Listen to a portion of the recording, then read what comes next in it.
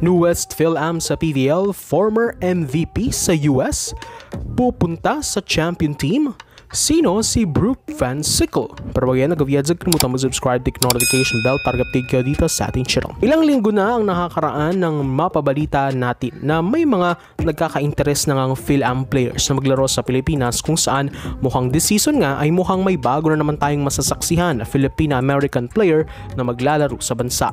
Matapos nga naman ang emergence ni Savannah Davison na isang high caliber player mula sa NCAA sa US, marami na rin sa mga kababayan nito roon ang for sure nakakaalam how was it like to play in the Philippines. Una na rin nating nabanggit bakit hindi mahirap para sa mga PhilAm na makapaglaro sa Pilipinas.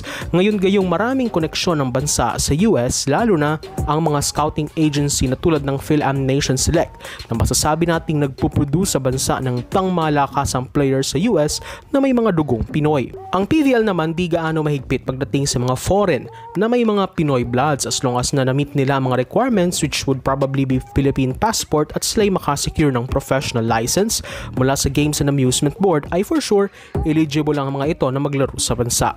Bukod kay Davison, napakarami na rin mga Phil-foreign sa bansa na nakapaglaro o nakapaglaro na dito. Siyempre, di nga malilimutan ng lahat ng mga tulad din na Kalay Mao, Alohi Robbins Hardy, MJ Phillips, Amy Ahumiro, Risa Sato, Rachel Gervina at marami pang iba. Ngayon nga, mukhang magdadagdag pa ang lumulobong PhilAm talent sa bansa dahil maugo ngayon ang pagsali umano ng isang former US NCAA MVP. At sino ito? Siya umano ay si University of Hawaii standout Brook Van Sickle. Sino ba itong si Van Sickle? Well, as we said, siya lang naman ang dating MVP sa US NCAA Big West Conference sa kanyang huling season doon last 2022. Sa kaparehong taon rin, nasungkit niya ang Best Outside Hitter and Best Scorer Award na napakalaki ng boost sa kanyang profile. Maliban at bago siya napunta sa University of Hawaii, galing rin siya sa University of Oregon. After ng kanyang huling season sa NCAA, agad na ito tumalon sa pro at naglaro sa kanyang first overseas stint bilang import sa Cyprus, kung saan maaring dito siya nakakuha ng ideya sa paglalaro sa Pinas. Why? Co-import niya kasi sa Cyprus team na AEL Limassol ang dating Signal HD Spiker import na si Ty Bieria.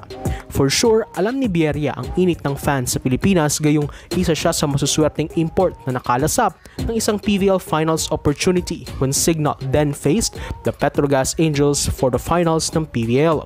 Bukod sa indoor volley, batak rin itong si Van Sickle sa buhangin dahil siya ay multi-sport athlete playing both indoor and beach volleyball. Ilang special awards sa beach volley rin ang kanyang nakamit that shows na talagang very athletic player ito. Natanghal pa sila ng kanyang beach volley tandem bilang Big West Pair of the Year at sila ang kauna-unahang pares mula sa UH na 3 straight times ay kasama sa First Team All Big Week selection at First Team All-American AVCA pair for second straight years. Despite her young age, mabigat ang kayang ibanderang credentials itong si Van Sickle na for sure kung mapunta nga sa PVL ay magiging isa ito sa main attraction na magbibigay ng karagdagang flavor. Ang tanong ngayon ng fans saang team ba ito mapupunta? Well, anong team ba ang mahilig sa PhilAm at nananalo sa tuwing may foreign players?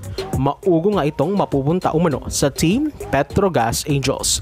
Wala pang confirmation ng balitang ito, pero kung titignan ng IG ni Van Sickle, siya ay nakafollow na kay former Petrogas team manager Cian Cruz and sa PhilAm Nation Select. Marami pa tayong malalaman ukol sa kanya kung pupunta nga siya sa Pinas at kung sino ba sa ina o ama niya ang may dugong Pinoy. So, for support this channel, please subscribe, notification bell to updated all my coming videos.